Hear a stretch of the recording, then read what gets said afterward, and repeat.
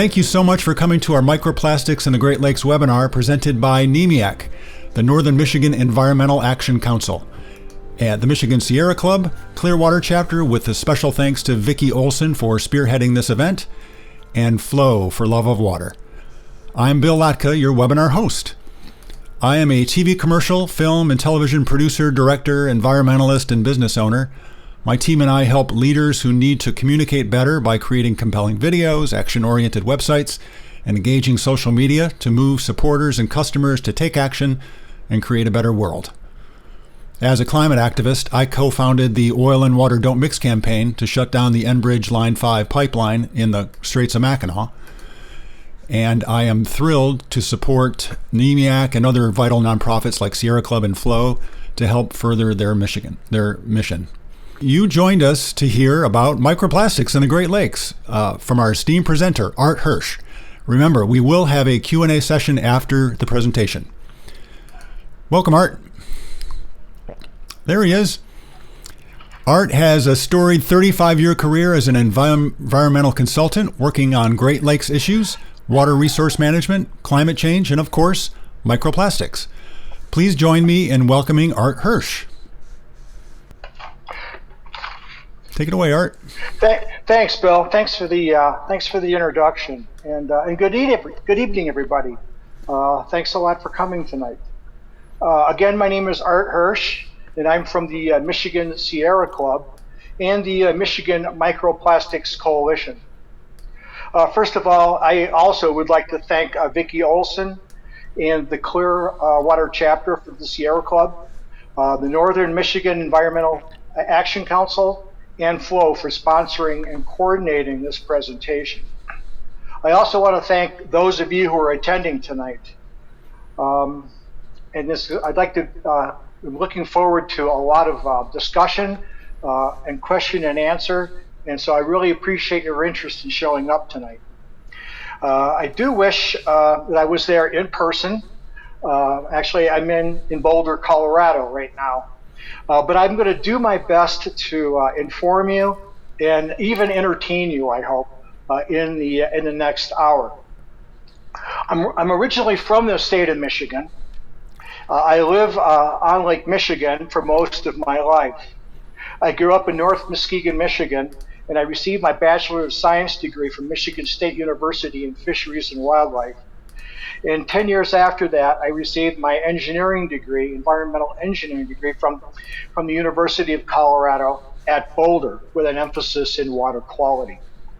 I currently live in Boulder, Colorado during the winter and spring months, and I live in Pentwater, which is just south of Ludington, during most of the summer months, so I can get my good annual water fix.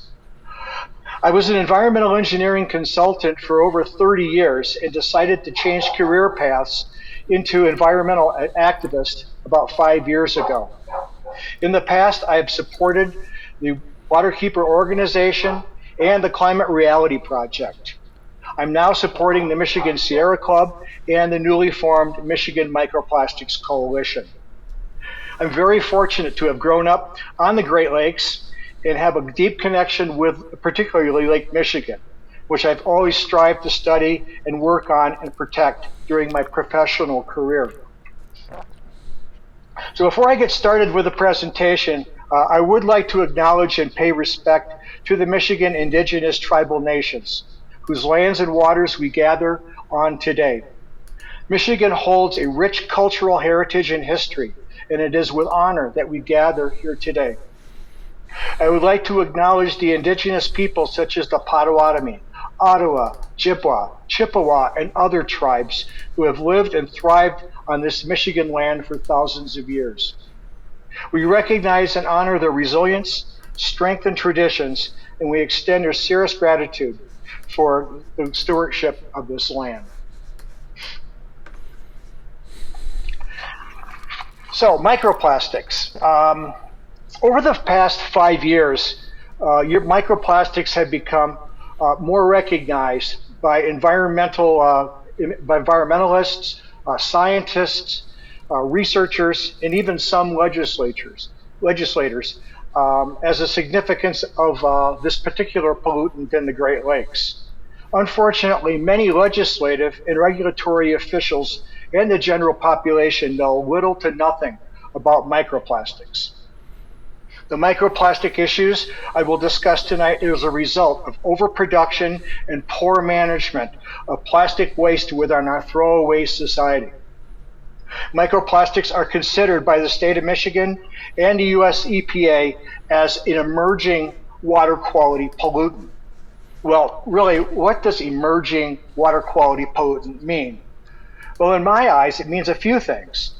There are no regulations to control the discharge of microplastics into surface waters. There's no surface water quality or drinking water standards for microplastics. There's no quantification of microplastic risks on human or wildlife.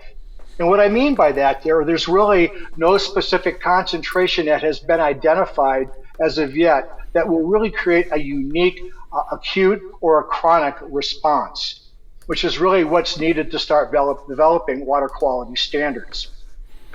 And finally, there's really no aggressive strategy that's being instituted by the state of Michigan or Eagle in regards to taking a real proactive management approach to protect water quality. So this is kind of the list that we're going to be talking about tonight. The Plastics 101 presentation. It's somewhat general. There's a lot of things that I could easily drill down to and bore you for an hour or so. But I'm really going to strive to give you an overview perspective of really what microplastics are, their extent, pathways, sources, controls, and even regulations. What we can do to really start addressing microplastics at an organizational level and also at our level. So my goal is for you to walk away after this presentation and become better aware, educated, and become concerned to take action. Yep. So there's a few common themes here. I'll try not to repeat myself a lot during the presentation, but it's pretty hard. Water is the essence of all things in Michigan. We know that. We depend upon our quality of life here in Michigan is really based upon water. Microplastics, the problem is a really complex issue, as you'll probably get a grasp on during this presentation. There is a real potential risk to the environment in terms of the human environment and the aquatic environment.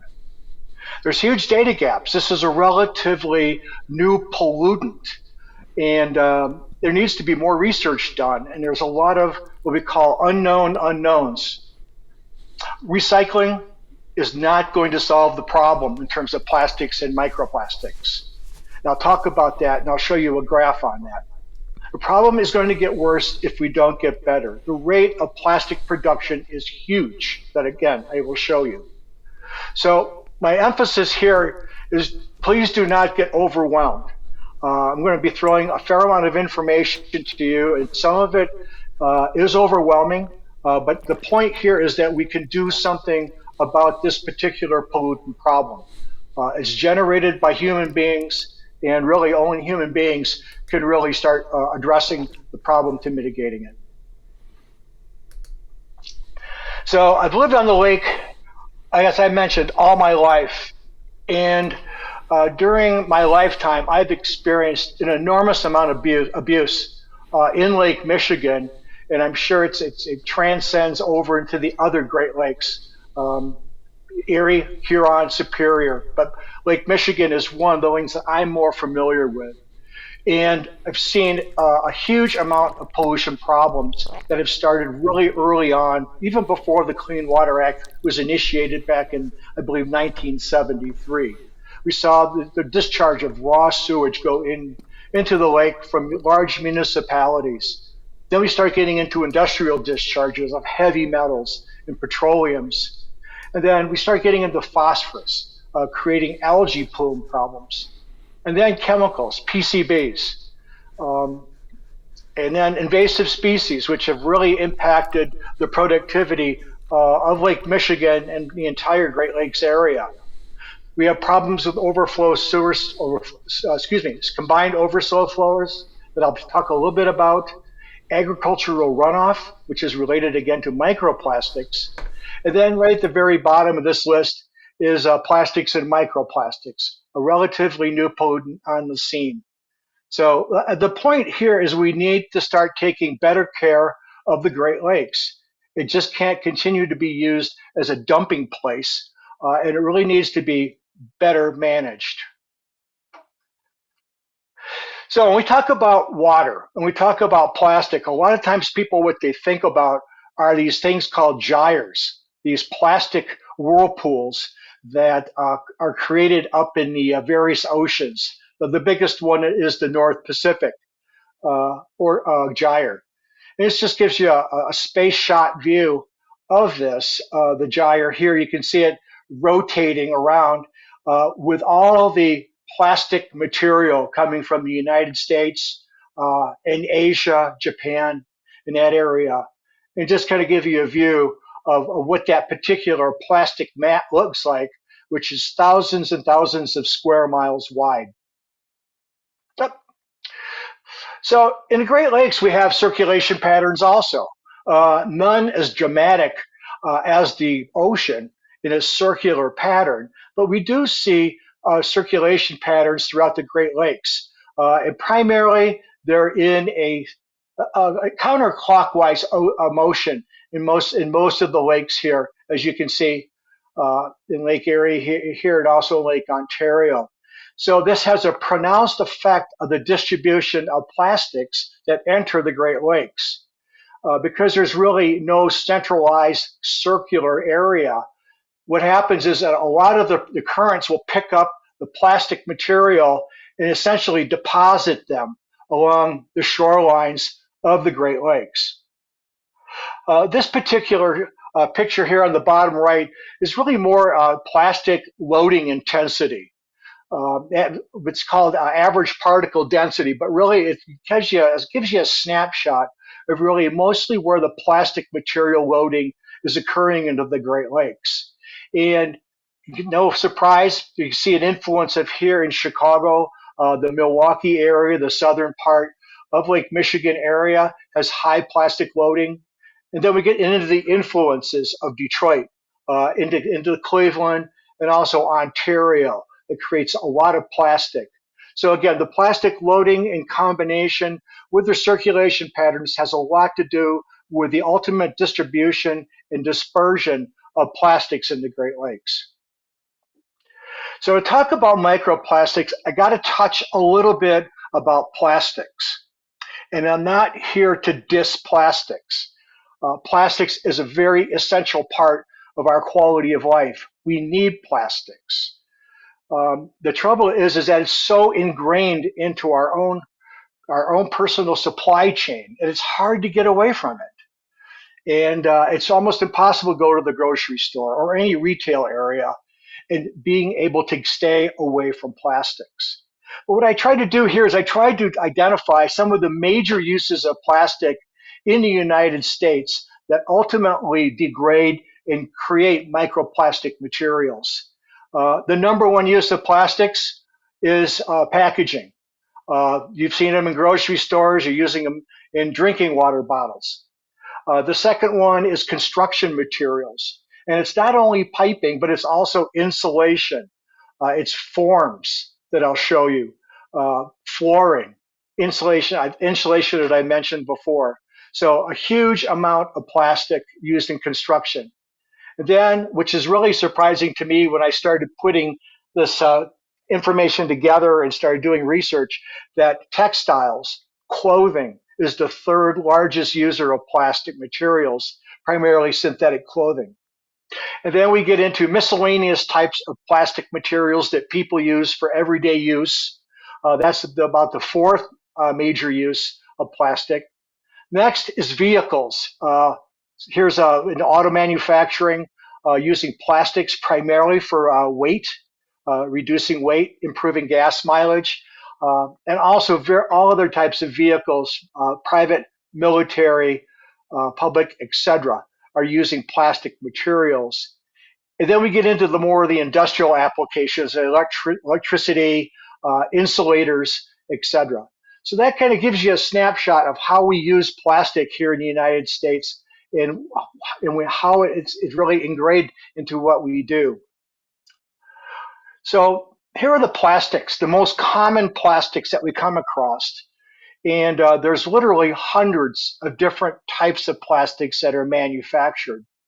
The reason I highlighted the ones in yellow are these are the ones that are primarily basically get degraded and broken down into microplastics, either in the water column or on the beach. So we have high density, low density polyethylenes, polyester. They basically create a series of plastic products, jugs, wrap, bubble wrap, water bottles, etc., medicine bottles, egg cartons, those sort of things. So I'm sure a lot of you are familiar with these types of plastics and have actually had to manage them to a certain extent from your recycling activities. The problem with plastics is there's just too much of them being manufactured, and we don't know really how to properly manage the material. This graph here shows you the amount of plastic waste in tons in the U.S. here on the y-axis. These are in millions, 40 million up at the top. Since 1960, starting there at the timeline here, on the x-axis going down to 2020. You can kind of see the growth of plastic waste, and you can see where it's just started to take off right around 1980, when all of a sudden it really started surpassing the amount of material being landfilled. And you can see it's just a huge, huge curve here, almost exponential in a way, of how it's growing close to 4% a year. And that's huge. And it's expected to be even more in the next coming years. So right now we generate about 40 million tons of waste per year in the United States. And this problem is not going to go away. Companies, petrochemical companies, especially like Shell, are investing close to $400 billion throughout the United States and also in other countries to basically position themselves to create more and more petrochemical companies because it's cheaper to manufacture plastic using virgin material, which is fossil fuels, than it is to use recycled material. Another thing I'd like to point out on this graph is that here's the green arrow right here is really what is being recycled.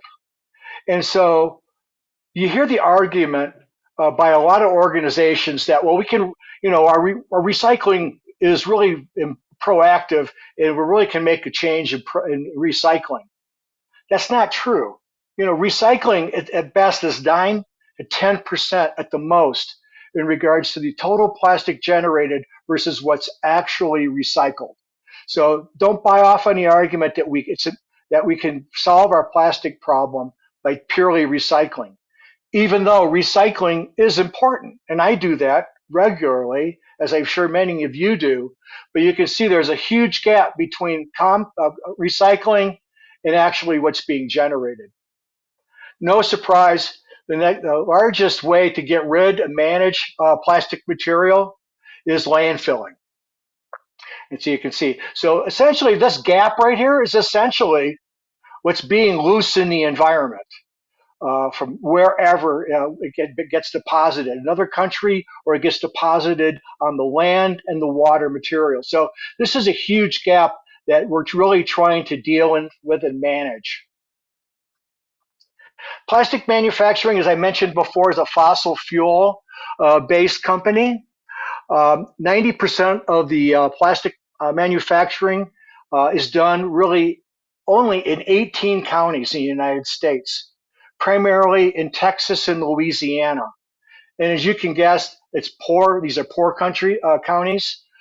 These are environmental justice counties, very poor people, disenfranchised people.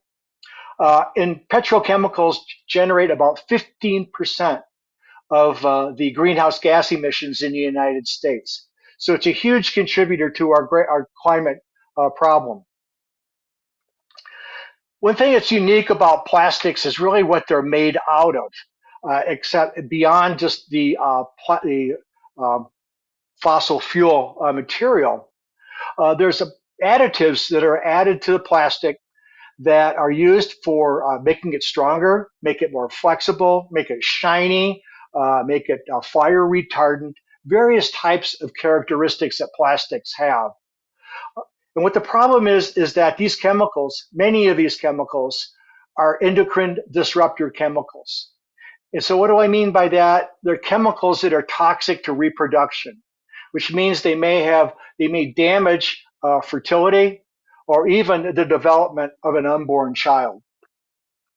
So these are the types of the main common types of plastic additives. This is just a few of the many plastic additives that are endocrine disrupting, from your phenols to your phthalates, alkyl phenols, and also you have PFAS in here, which is a forever chemical, and various types of ethers that are used for flame retardants. So what I thought was interesting is that there was an article in a magazine I was reading, and they're talking about the fact that fertility rates in the United States have decreased 30% over the past 35 years. I thought that was pretty alarming.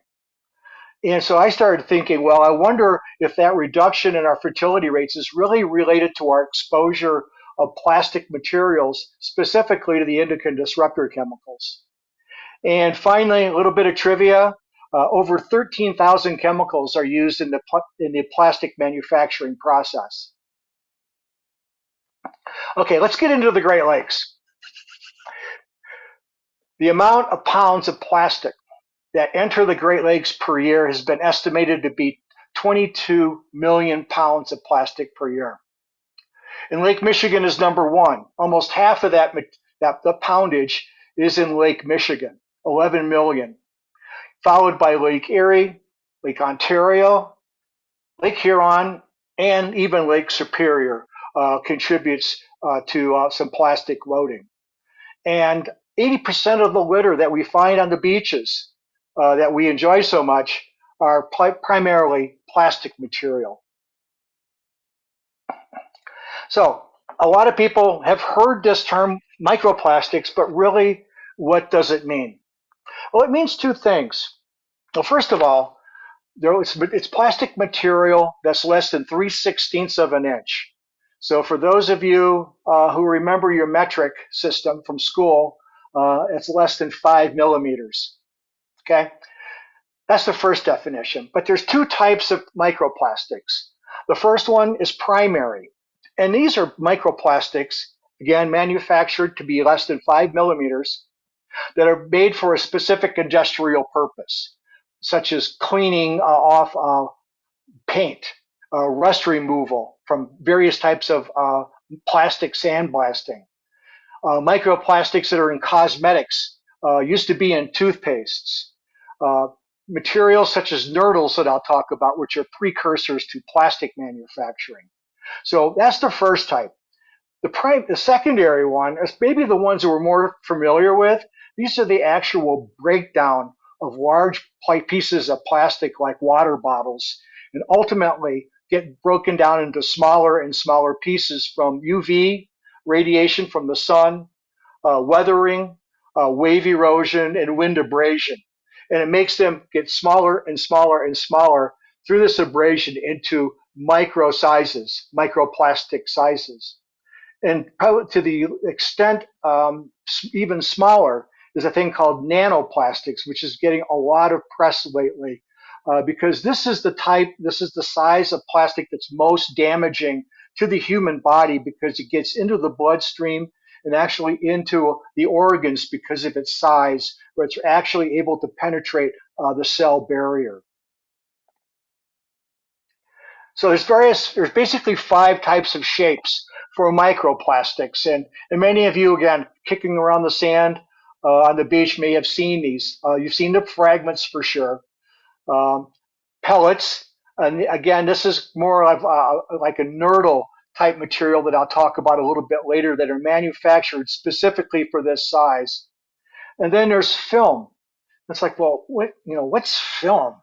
And film plastic is really what's used on our potato chips, our Snickers bar wrappers are really considered to be more film plastic. Then we get into styrofoam, and many obviously we're very familiar with that. And then we get into microfibers, and this is probably the dominant type of microplastic in the Great Lakes are microfibers. So, are microplastics in the Great Lakes? Have they been detected? The answer is yes, they have been. This is old data. This is back in 2014. A couple things to know is that states along the Great Lakes area do not do monitoring on a routine basis. So it's hard to get all this data together and consolidate it down and to try to get a really good snapshot of what the conditions are. So this is the best available data that I could find. But again, it gives you a couple perspectives. One, microplastics are there, and you can actually see it starts getting more concentrated as we get down towards more Lake Erie and also Lake Ontario. Surprising, Lake Superior has a fair amount of particles, microplastic particles. And when I saw this presentation by Dr. Mason, I asked the question, why does Lake Superior have such a high concentration of microplastics? And there's two reasons. One, that there's aerial deposition of microplastics because there is such a huge surface area here of Lake Superior, and it takes over 200 years for water to drain out of Lake Superior. So by far it's the slowest draining lake in the Great Lakes. So it takes an enormous amount of time to flush those microplastic particles out of the system. So I'm going to talk about sources. I'll probably go a little fast on this. So if you have any questions, by all means at the end, we can talk about it. Tires, huge source of microplastics. Who would have thought? But tires are not just rubber; they're also synthetic rubber. There's microfiber materials in the tires themselves.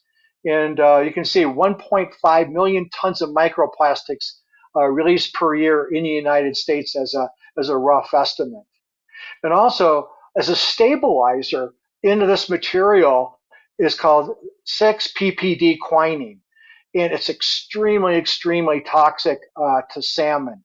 So the areas, the fisheries in the salmon fisheries in the Pacific Northwest are really having a problem with this particular chemical, again, coming off of microplastics.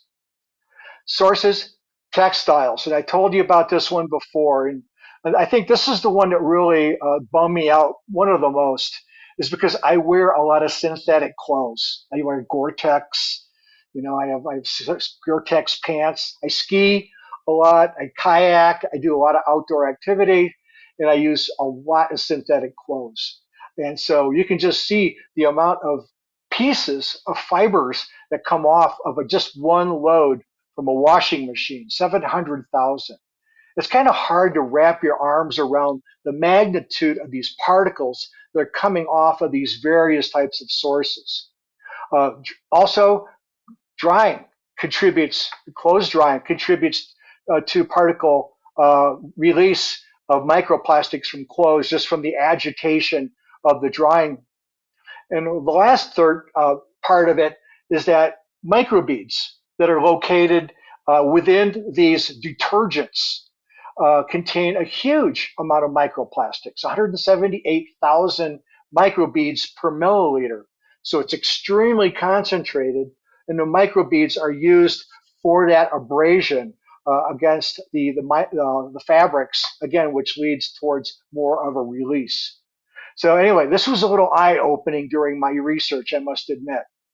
Another eye-opening thing is, again, it's a perfect example of our throwaway society, is the fast fashion, is the magnitude of materials. A lot of synthetic material of clothes are just thrown away routinely.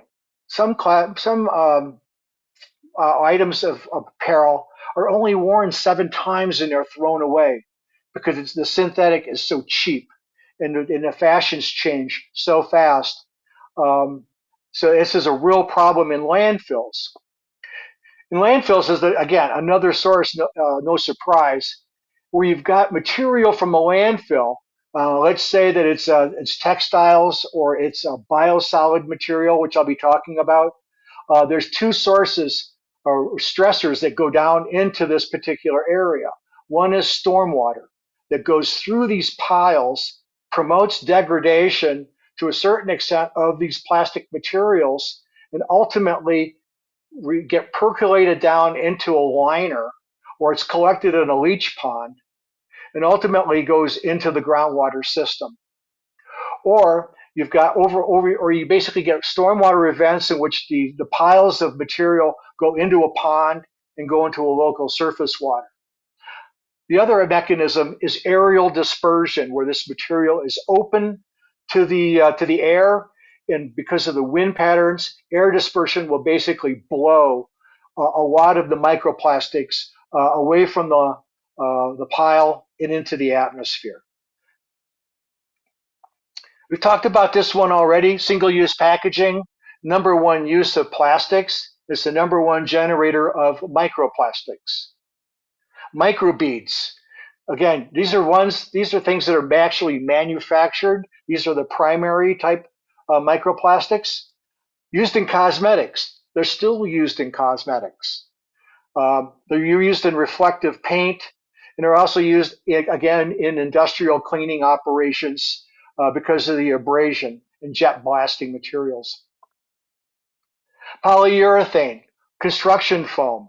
Construction foam is really difficult even to recycle, and these things do not break down in the environment. And a lot of them are used for form fitting, they're used for insulation, they're highly used in the construction environment. One of the interesting aspects of this sources is agriculture.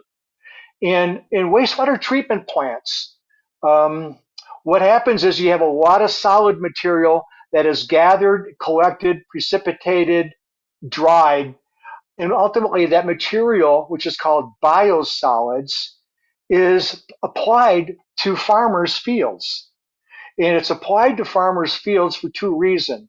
One is because it's used for soil augmentation, and also these things are loaded with nutrients, which is good for growing crops. Here's the problem, is that these things are also loaded with microplastics. An estimated I've seen on some of these, and some of the research is about 286 microplastics per gram in biosolids. There's a lot of microplastics in this. And in the United States, it's close to 200 million acres per year use biosolids from municipal waste treatment operations. Again, not picking on agriculture, but it's a very interesting source, is the mulch. The mulch material that's used to grow specialty crops in Michigan. There's 10,000 acres per year that use mulch in this particular way. And there's 230 pounds per acre generally used for a particular field. So there's a lot of plastic material that's being degraded from the agricultural field operations. Hoop houses is another source of plastic material. This material doesn't necessarily get recycled, and most likely gets landfilled or just left out to degrade. But what I thought was interesting was the encapsulation of fertilizers, pesticides, and seeds, in which that material is encapsulated in plastic, microplastics. And it's almost like a time-release aspirin. And so when they're added into the soil, the partially broken down plastic will release these various types of materials to basically grow crops and protect the crops. So there's literally millions and millions of microplastics that are added to agricultural fields every year. So nurdles. Now, I think I mentioned nurdles before. And this is where it all started for me in Lake Michigan. I was walking my dog on the beach and I noticed this plume that was coming up from the water onto the beach. And I didn't know what it was. And so I took my hand and I looked at it. I had absolutely no idea what it was, other than I knew it was some sort of plastic material, but I had no idea where it came from. Found out that these were nurdles. And then I became even more interested in my research about what's the plastic doing in the water in the first place? How did it get in there? What's the source? And so that's what started me along this microplastic journey, if you will, to where I'm at today right now, is talking about microplastics and dealing with nurdles. And again, nurdles is a big deal. It is from industrial production of plastic, in which these materials are basically melted or transported, stored, and melted and put into some sort of jet molding mechanism to create whatever plastic is being made at that particular time. So how they get into the water system is primarily through spillage, poor management practices, and ultimately they get into the stormwater systems, into the tributaries, and ultimately into our beloved Great Lakes. So I'm going to talk about some pathways real quick. And what I mean by a pathway is how does it get from the source to the actual Great Lakes? What's that pathway look like? Well, the first one, a very obvious one perhaps, is a wastewater treatment plant, where it's receiving various types of materials, it's treating them, and it's discharging the treated water out into the waters of Michigan. So this is the first one here that comes to mind as more of a pathway, how it gets to the lakes. Industrial discharges is another one. Combined sewer overflows. So what I mean by that are waste treatment systems that treat both stormwater and septic waste. And so what happens is you have these containment areas, but what happens is when there's a flood situation, like a high rainfall event, like here in Milwaukee, where like 6 inches of rain fell, the infrastructure couldn't hold it. And basically a lot of material that contains microplastic was breached and went right into the lakes. This happens a lot when there's a lot of precipitation that happens along the municipalities along the Great Lakes. We've all seen this. We've all seen the trash along the stormwater systems here in San Francisco Bay Area. This is a major source and a major pathway. Because what happens is the plastic goes from the storm sewer system, gets into the system, and then it gets into a tributary, such as this. And then this tributary ultimately ends up discharging into the Great Lakes. Another pathway is really what we call non-point source pollution. And really what it is more runoff coming off of a farm field in this particular shot. And you remember I was telling you that there's biosolids that are incorporated into this soil material containing a lot of nutrients, but also containing a lot of microplastics.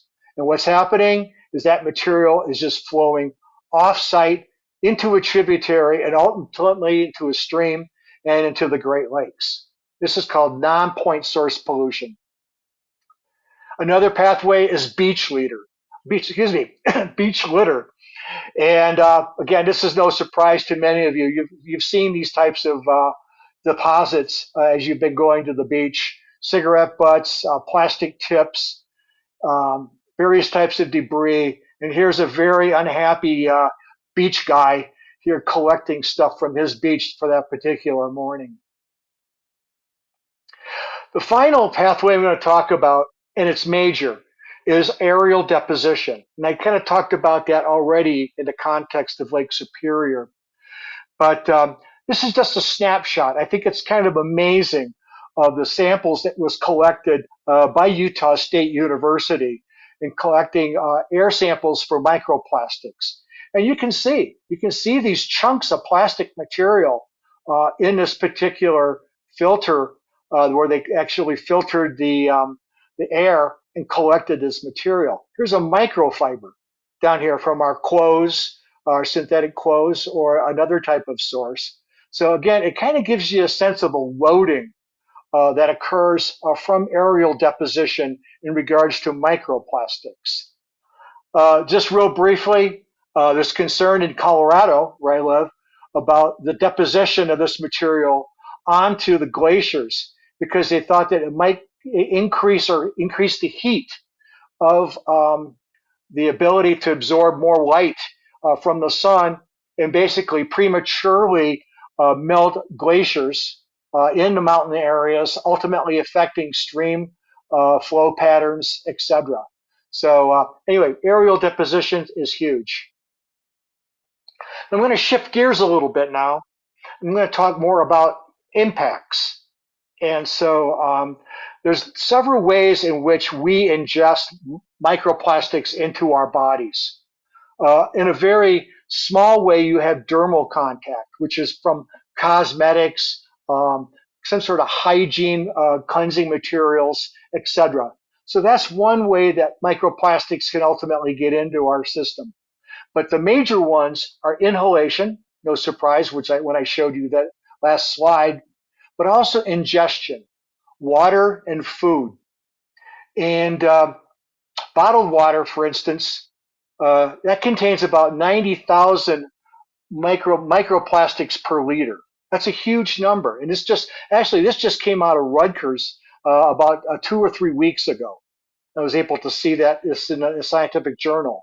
So bottled water, about 90,000 microplastics per liter, as opposed to tap water, which is 4,000 microplastics per liter. So we ingest a lot of material from our food that we eat, the water that we drink, and the air that we breathe. So there were some researchers that were out of Newcastle, Australia, and also the University of Vienna. And they try to come up with how much plastic does a person take in at a given amount of time. And so they came up with these very large estimates from somewhere between 0.1 to 5 milligrams of plastic per week is what we ingest from food, water, and air. The 5 milligrams seems really high to me. That's kind of like the weight of a credit card. But the point is that we're ingesting these plastic materials, and with no recourse. They're just happening. They're in what we need to sustain ourselves through air and food and water. And I think it's just totally unacceptable that we're forced to basically have to deal with the ingestion of this plastic material. A little bit of chemistry is microplastics. And remember, I talked about what microplastics are made of. Those hormone interactive materials, endocrine disrupting. So what happens is that when these microplastics get into the water, a lot of that material that makes plastic leaches out into the water column or into a fish that has ingested this. But the other mechanism is that there's a lot of surface area and a lot of negative charge on here. So ultimately, other pollutants in the water will cop a ride and jump on this particular microplastic because of the electrostatic charge. And so it has a tendency to concentrate heavy metals, materials onto these microplastic materials. So this is an area that's going under a lot of research right now in regards to understanding the mechanism and the ultimate toxicity of these types of chemicals that are jumping on or leaching out. So I'm going to talk just a little bit about the human impacts. And I've kind of touched on some of these already in terms of some of the human impacts of the endocrine system, the circulatory system, and the reproduction system. So these are basically what has been found in laboratories by researchers in regards to potential health impacts. Many of you maybe have heard this, that microplastics are in the placenta of pregnant of infants. The first bowel movement, the meconium, contains microplastics from infants. It's in the blood system, our blood system. It's found deep in our lungs. It affects our immune system. I mentioned about the endocrine disruption already. We start getting into cell inflammation, where those nanoparticles become so small that they're able to penetrate that membrane barrier and start getting into the cells. Now we're going to get into the ecological impacts from zooplankton, fish, and birds. These are the major recipients or impact recipients, stress receivers. But here are some of the impacts that we're seeing is that zooplankton is the base of the food chain. And this is a picture of a zooplankton here. And the fluorescent material is a microplastic material. It's a microfiber that they have absorbed, taken into it, probably thinking it was some sort of food. So the impacts, it affects reproduction, plastosis, which is basically a deterioration of the lining of fish and birds.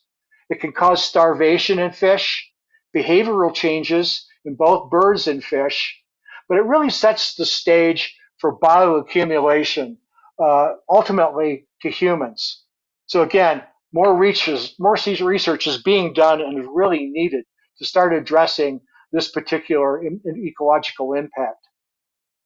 There's some snapshots here. You can see probably this fish mistakenly taken microplastics in. Looks like nurdles.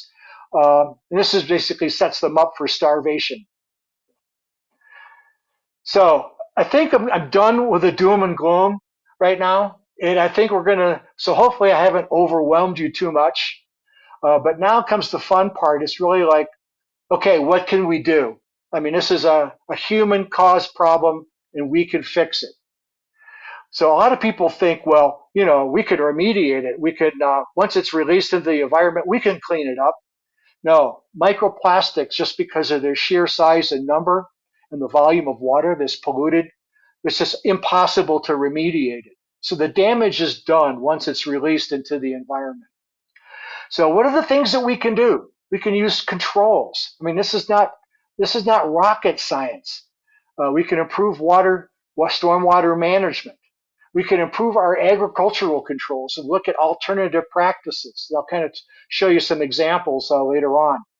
We can do industrial controls. We can do best practices in terms of managing these materials and stopping from getting them into the stormwater systems. Ban microbeads is another control. Material substitution. Can we stop using synthetic materials and use more wool? Use more other types of natural fibers. Improve wastewater treatment systems. And basically, the cheapest is really stop using plastics as much as you can altogether. Stop the single-use plastics usage, which is the number one use of our generator of microplastics. So I'm just going to show you some quick pictures here of some controls. Again, wastewater treatment plant, you've seen something like that. And they're pretty efficient in terms of their removal of microplastics, somewhere around 90-95% removal of microplastics that are collected through the wastewater treatment systems. This is something that you could use for nurdle control, for stormwater management at a facility, and you put this right over into a storm system. It's basically an inlet that collects a lot of the spilled material, such as nurdles, from ever getting into the storm sewer system. This one I thought was cool in regards to tires. This is research being done in the United Kingdom using electrostatic microfiber tire collectors. I'm not exactly sure how it works, but it ultimately starts collecting a lot of that material that's flaking off of the tire and causing it from not becoming airborne. So anyway, I thought it was cool, and maybe it's something we'll see eventually. Agricultural controls. This is kind of a no-brainer. So over here is really where the can be where the material, the biosolids are applied. The rainstorm event. Ultimately, it's a buffer zone, a vegetative buffer zone from grass, brush, etc. material, followed by trees, and which are next to a receiving stream. So this type of mechanism here, buffer system, really protects the stream systems from these agricultural inputs of biosolid materials such as microplastics and also nutrients. Again, here's another shot of it in terms of more of a vegetated berm area. In terms of municipal storm sewer systems, these are just examples of what cities have done. They put in what these things called rain gardens. It's basically where stormwater goes through these cells, ultimately gets discharged into the lake system. There's a lot of retention, a lot of vegetation uptake material, and a lot of filtration that goes on of microplastic particles before it ever reaches a receiving body. And many of you have seen these before in parking lots. Maybe you haven't paid much attention to them, but these are again to collect a lot of the storm water that comes off the parking lots, again from cars, tires, etc. Upstream controls for microfibers. There's two things that come to mind. One is just look at using natural fibers such as cotton. I got wood, but it should be wool. To basically get away from using synthetic materials. So there are ways in which to look at it. Patagonia is doing a lot of research into substitute type of materials, getting away from these synthetic clothes materials. So a lot of kudos to them in terms of Patagonia being progressive. Another thing is washing machine filters. You can actually have you can buy washing machines that have filters inside. This is from the Europeans who are doing this. And also, you can also buy a microfiber filter unit for the exterior of your washing machine, where it filters the discharge coming off of your washing machine before it goes down to the drain and ultimately into a wastewater treatment system. So anyway, these are just some examples here of some controls that we could do to stop the microfibers from going down into the environment. So regulations is another approach to basically controlling microfibers. California, not surprising, is a model for not only Michigan, but also for the United States in terms of dealing with plastics. They were the first to create a NERDL law in 2007 that was signed by Governor Schwarzenegger, again, to control NERDLs from getting into the stormwater systems. Developed a microplastic strategy in 2018 for surface waters and drinking water. They've done a microbead ban in 2020. They tried to get a filtration requirement passed in 2023, but Governor Newsom vetoed that last year. But I think they're going to be trying again next year to try to get some sort of filtration law passed in California. So what about Michigan? So this is a project that I'm working on right now through the Michigan Microplastics Coalition. We have 5 bills that we have developed related to microplastic controls, monitoring, etc. We have found 2 sponsors for our bill, Representative Hood for the House sponsor, and our Senate sponsor is Senator Schenck out of the Ann Arbor area. So these are the 5 bills that we have. Again, we talk about the state of Michigan is required to develop a strategy plan. Primarily, this is EGLE that would be required to develop a strategy plan towards addressing, monitoring, and managing microplastics. The next one deals with drinking water. Again, there's no monitoring that's done for drinking water related to microplastics. So this particular bill would at least initiate the development of a microplastic monitoring plan on a quarterly basis on certain municipalities, just to get an idea of how much microplastics people are drinking through the municipal drinking system. The microbead ban, pretty self-explanatory, just stopping them from getting into the drainage system, microfiber filtration, and finally, a stormwater system control. Again, similar to California for dealing with nurdles that end up in the storm sewer systems. So this is something that we're working on right now. We submitted this legislation to our representatives in September. And so right now we're working on attorney comments of these particular bills. So we think that we're going to get some traction here this legislative session. Looking at it in terms of a federal perspective, there was a bill passed in 2015, signed by Obama, that really stopped a lot of cosmetic material, hygiene defoliant material from going into the waters of the U.S. Senator Durbin has got these Plastic Pellet Free Waters Act that's pending right now in Congress. The Break Free from Plastics bill, which is basically initiated by Senator Murphy out of Oregon. And then just recently, about 3 weeks ago, I found out that Senator Murphy and Van Hollen and Cory Booker and Senator Whitehouse issued H.R. 3871, which basically requires the United States to provide grants to start looking at biosolids and how it's impacting agricultural productivity and also pollution of various types of tributaries and lakes. So this falls right in line to what we're trying to accomplish. So individually, organizationally, right, what can we do? What can we do to deal with this problem? So there's several things here I've got on this slide. Is promote education and outreach among chapters and the public. You know, that's part of your, I'm sure that's exactly what your organizations do. This is what we're doing right now. Contact the legislators to support microplastic legislation. And there's several source type plastic laws that are coming up this particular legislative session. I mentioned I wanted to get down here, excuse me, is the plastic source control legislation.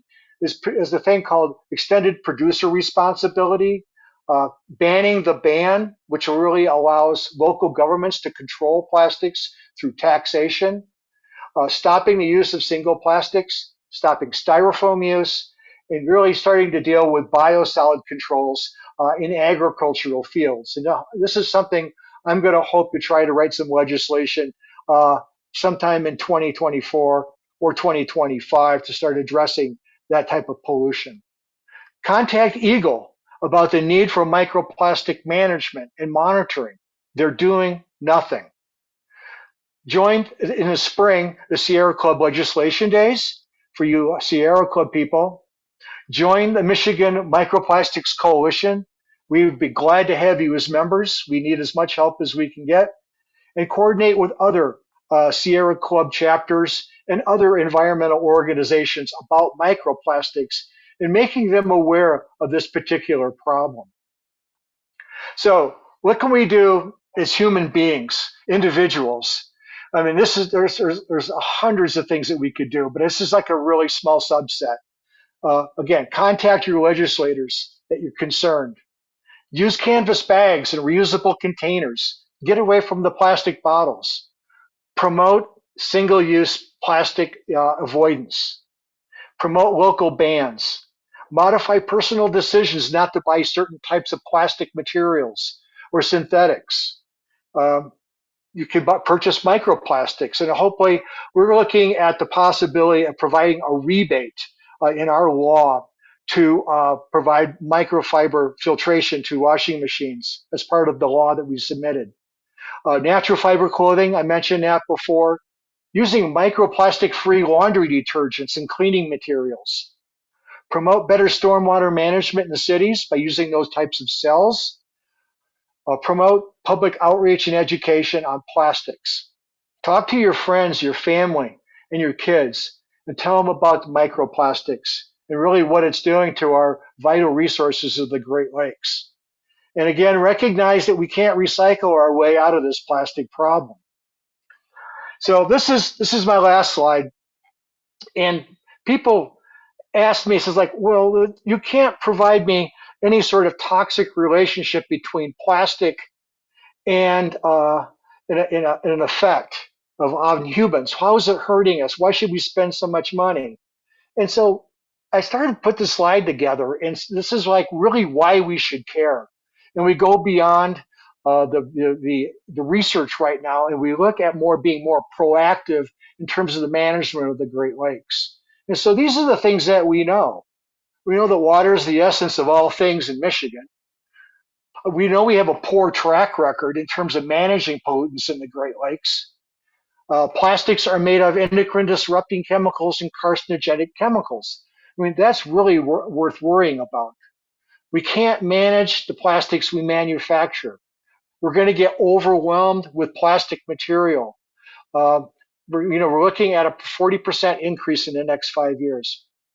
Microplastics threaten our economy, $11 billion economy for recreation and tourism in Michigan.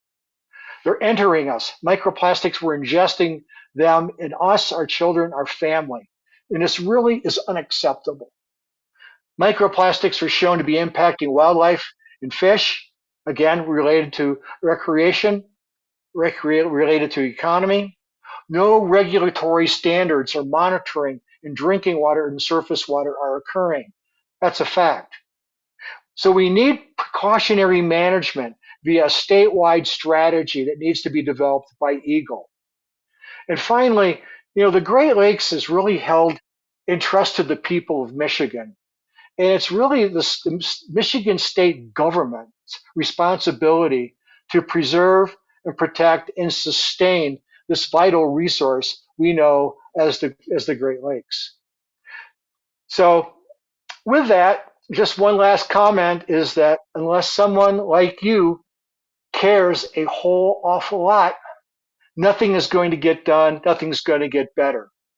It's just not. So we have a website.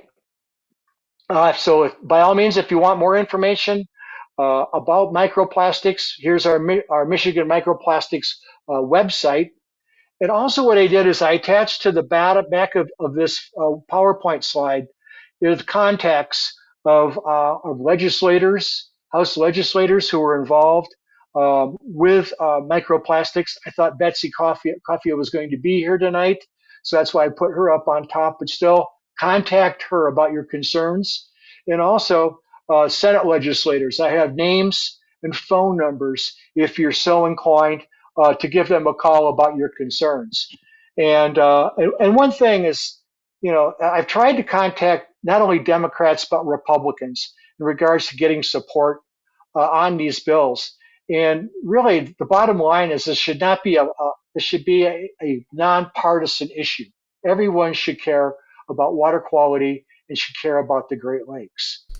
So with that, I'll be glad to address any sort of comments and questions that you have.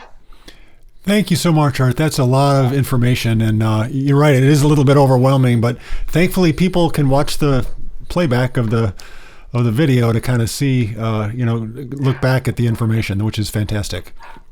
Right. So next, we want to get to your questions. It's a little bit after 8, and I think we're going to go till 8:30. So we do have a little bit of time. But before we do, go ahead and enter them in the Q&A, and you can find that button right at the bottom center of your screen, the Q&A button. And I would just like to report that we have had a great turnout so far, with many guests from Traverse City and all over Michigan, including Detroit, Novi, Fenton, Pentwater. We also have folks from Salt Lake City, Cincinnati, and even Canada, right? Ottawa and Montreal. Thanks for coming. So I want to go ahead and awesome, thank you. Yeah, there's a lot of folks. So I'm going to try and do my best to moderate some of these questions while Art goes and shuts his door there. So it looks like our first question up is from Kennard. I think I've seen what were probably nanoplastics in plankton under the microscope about 10 years ago. Are there reports of this? It's not surprising. In plankton. I mean, anything that could probably absorb into the cell structure of plankton. Usually, zooplankton is a little bit more aggressive. They'll go after and actually ingest particles, where phytoplankton are more photosynthetic. And so, but it's not surprising that you see nanoplastics actually penetrating the cell walls of these particular pieces of algae. But I have not seen any reports about that. Got it. Let's see. Here's a quick one. This is from Peter. Most people are familiar with the plastics issues in the oceans. And the way that he draws people's attention to the magnitude of the issue in the Great Lakes is that at the end of the day, it's people that generate plastic pollution. So his question, when you consider that 40 million people live on the Great Lakes and compared to the oceans, they're absolutely tiny in terms of volume on the surface area. As such, the ratio of people and potential plastic impacts to water volume is magnitudes higher than the Great Lakes. I'm not so sure about that statement, because the concentrations of microplastics in the Great Lakes is as high or higher than samples that are taken in these particular gyres. That's some of the information that I've seen. So I kind of take issue from what I've read with that. And so also, we're dealing with a smaller water body with the Great Lakes. And so again, things are potentially more concentrated than they are in the oceans. So that's kind of how I'm looking at that particular question, or comment, I should say. Okay. Here's another one. Is there any data that shows how other countries are managing this issue and their efforts versus U.S. efforts? The answer is yeah, and most of them are European. They're countries. No, not a surprise. In many respects, the Europeans are ahead of the United States in recognizing this problem. They're much more better in terms of managing their plastic materials and even actually putting bans on certain types of materials, such as microbeads. There's several countries in the EU have stopped using microbeads altogether because of the water pollution. So, but in terms of the other areas of the world, not really in terms of microplastics. But there's a huge effort right now by the UN in terms of dealing with what we call macroplastics. The bottles, the pieces of plastic material, the bags, in trying to put some sort of regulatory constraint through a treaty through the United Nations on all the developing countries and also the developed countries of class 1 countries, and actually trying to stop the rate of production of plastics. And so there's actually work going down right now. Surprisingly, it's being pushed by Africa in Nairobi, was some of the leaders on that. But what's really disappointing is there's hundreds of countries who are on board with managing these plastics and trying to cut down on them. The United States really hasn't taken a position right now if they're going to support a treaty towards really reducing plastics. So I think things will come to a head this coming summer when they're supposed to basically put this treaty together. So hopefully the State Department or somebody starts addressing this problem at a government level. Got it. Here's another question from an anonymous, we don't have a name, but what about imposing liability or at least injunctive or consent order release to impose controls to regulators if they fail to do anything? Like, for example, citizen suits under MIPA in Michigan. Yeah. Well, I'm not exactly sure if MIPA is the right mechanism, but I really like being able to hold producers of plastics accountable. One of the things is that people don't necessarily produce plastics. We buy them. And basically, it's plastic manufacturers that make plastics. And so we just basically end up having to take that plastic because we have to. Basically the various types of packaging material that we have to deal with to sustain ourselves. So that's one of the things, is that we could start making plastic manufacturers responsible for cleanups and actually doing recycling materials and basically managing for municipalities and giving them money to manage plastics that ultimately are recycled by municipalities. That's one thing.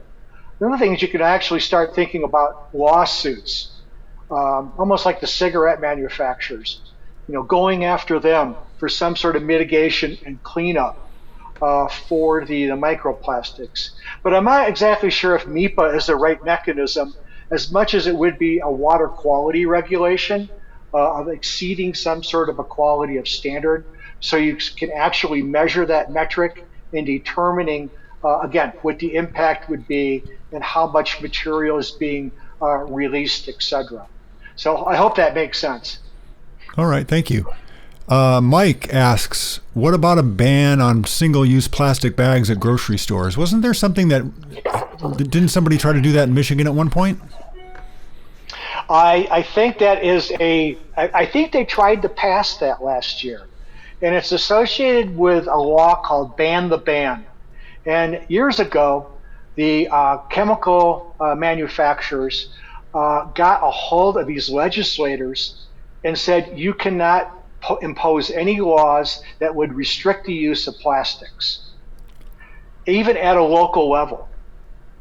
And so that has been not only in Michigan, but it's also in Colorado, in many other states in the U.S.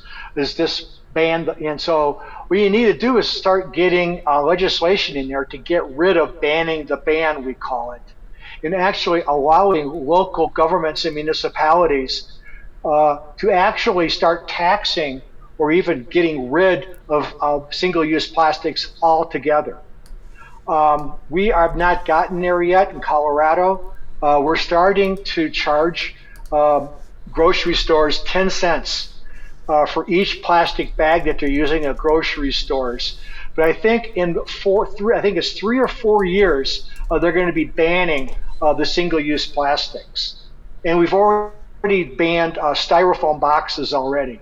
So there are other states that are doing something about it. Michigan is trying to get through and start at least doing something locally, being able to manage their plastic materials. Okay, great. We did receive a number of questions from. Unfortunately, it just says anonymous here. It doesn't look like you're registered with your name, but somebody asked some incredibly technical questions, and rather than put those up because I don't even understand the questions, I would suggest that you email Art and have a conversation that way, because I think these might be a little bit too technical for our audience tonight. Here's another question from Bob. Do the tap water statistics that you mentioned include well water? No, I think those were from municipality spouts. And well water is, it's not totally isolated from microplastics, but in many respects it is, because you got that huge water column or soil column between the water and ultimately into the groundwater system. So you've got a huge buffer layer, if you will, or sand filtration, as it would be in Michigan. So I have not seen any data from well water, but I think the data that I was referring to was mostly tap water. And there was some work that was done. I think it was University of Toronto took samples up and down Lake Michigan, municipal samples also, again, showing microplastic concentrations. Great. Even in beer. Wow. Michael asks, where can we get a copy of that legislator list that you mentioned? Well, I'm hoping you can contact Bill, or it should also be on the recording that Bill's making. Towards the back end, you'll be able to get it that way. Or you can contact me and I will give you a clean copy, or I will send you a file, okay? Okay, so great. What I can do is I'll put a list when I send out the copy of the video. I'll put that list right in the email. And good. Here's a good question. I don't know what's possible here, but S says, how do we remove microplastics from our bodies?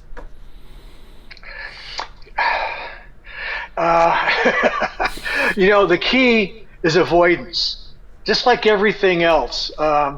You avoid the pollutant as much as you can. And again, what I was showing, it's impossible. It's really impossible to avoid it in many respects. You just try to reduce the concentration that you take in. And so with microplastics. And so, one of the things that what I do is I don't use plastic bottles at all. I use reusable containers. I don't store my food in plastic. I don't microwave stuff in plastic. So when I go shopping, I try to buy stuff like at a farmer's market where there's no wrapping at all, no plastic. So it's kind of like, once it's in your body, you just kind of let the normal expulsion systems, the systems that we use to expel pollutants, because we're taking in heavy metals a lot, from highway systems and stuff like that. So there's a lot of pollutants that are coming at us, and luckily, I think that the critical thing is keeping a strong immunity system to fight these types of pollutants that are combating our endocrine system, our immune system. But again, the key is avoidance if you can do it at all possible. Yeah. I saw a report recently that said that bottled water has like a higher amount of plastics in it than they ever thought. Like, this is just recent. Crazy. Yeah, and really, they thought it was coming off of the manufacturing process, and the article that I was reading and referencing basically shows that it's coming from the bottle. It's the material sloughing off of the bottle and into the water. Wow. So another anonymous person says, it's my understanding that the French have mastered completely recycling plastic bottles and the like. They use enzymes in a reactor and reduce the plastic back to liquid. Is that something that, have you heard about that, or is that something that we can do here in the States? I'm skeptical. I'm skeptical. First of all, recycling, I'm not exactly sure what type of recycling that is. Because when you're trying to decompose a plastic, what you mean by decomposing means that it goes down to its elemental parts of carbon, hydrogen, oxygen. I mean, that is true decomposition. And right now, there is no recycling approach that really does that. When I think about recycling, I think about the fact that you're taking a plastic material and you're going to heat it up, you're going to mold it, or you're going to do whatever, you're going to make another product, okay? So you still have plastic in the system. You're still not getting rid of plastic. So if you think you can recycle over and over and over again, you're just perpetuating the plastic being manufactured over and over and over again. So I've heard of research being done about using certain types of enzymes in organisms that can break down certain types of plastics.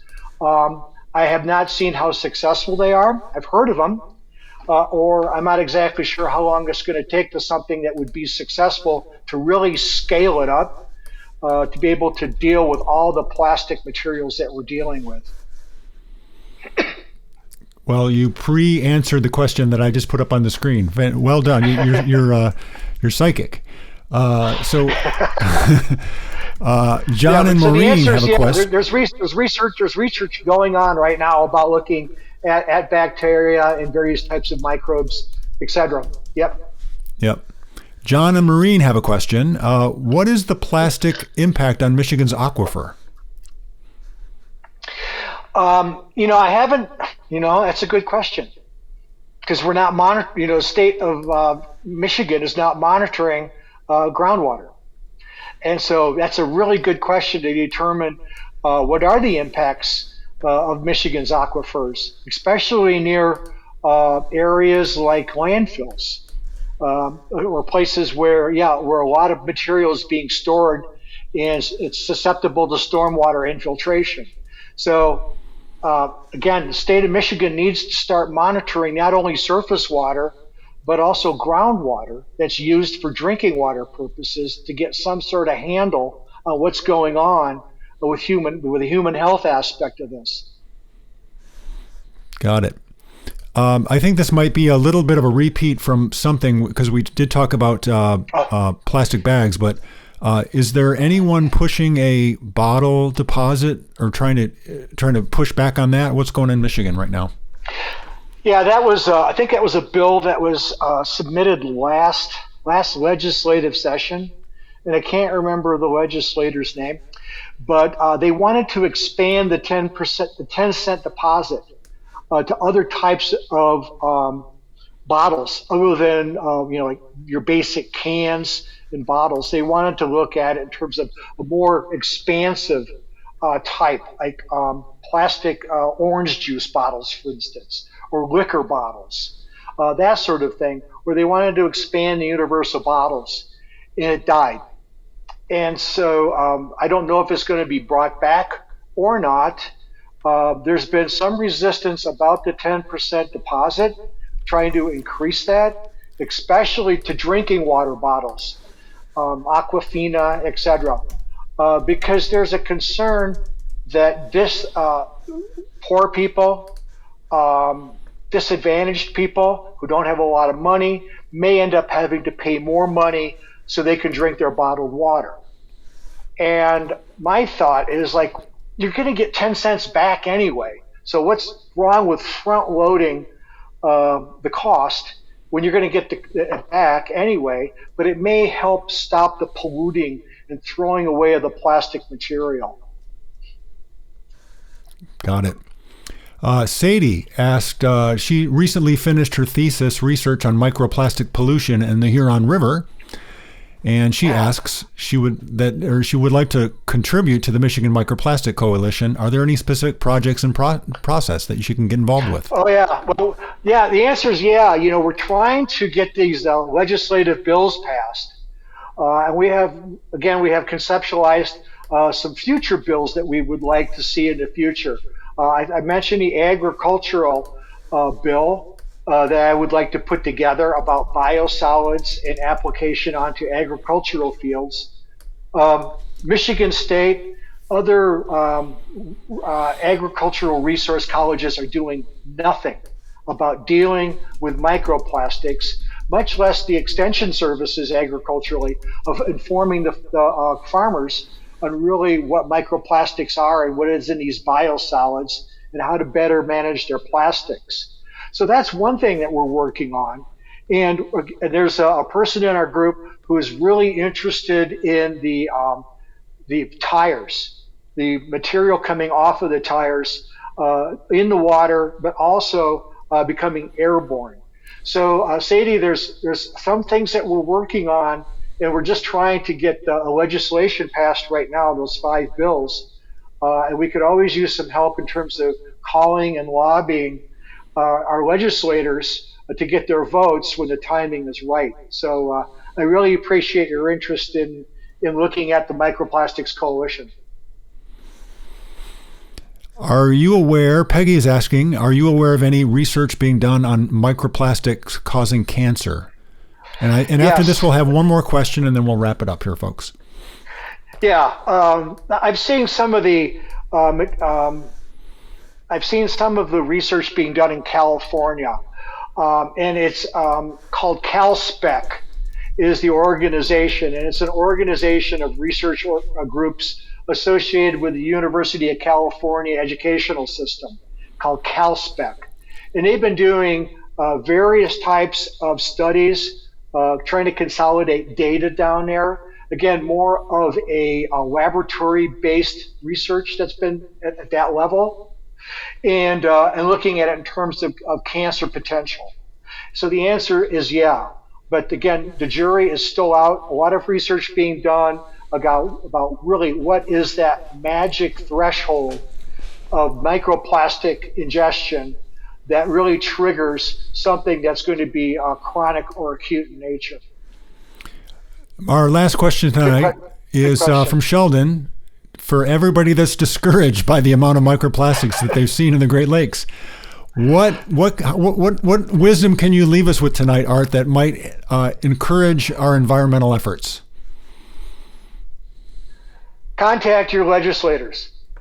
Let them know you're concerned about it, and even educate them to a certain extent. The next thing is be smart on really the types of what you buy and the plastic that you generate. Because again, the real critical thing is source control. Just like anything else, it gets cheaper when you stop it at the source, but when you try to mitigate the pollution at the back end, it becomes, if not impossible, extremely expensive. So the point is to stay away and do a lot of plastics and use source control mentality and change our lifestyle. I mean, it's not easy. God knows it's not easy for me, but I try to use that common sense sort of a thing about what it's doing to the planet and what I can do to improve it. Awesome. Thank you so much, Art. It's been really great having you here. I've learned a lot, and I will be watching this recording again. So thank you everyone for joining the micro. Oh, I'm sorry. Go ahead. I appreciate the audience showing up. So many of you have shown such interest in this, from far away from Michigan, and I really appreciate you coming. And again, we need all the support you can provide us in terms of really starting to clean up the Great Lakes. So thank you very much, and have a great evening. Yes, thanks everyone. And I would also like to say thank you again to the Northern Michigan Environmental Action Council, the Michigan Sierra Club, Clearwater chapter, with a special thanks to Vicki Olson for spearheading this event, and Flow for Love of Water. Thanks very much, and have a great evening.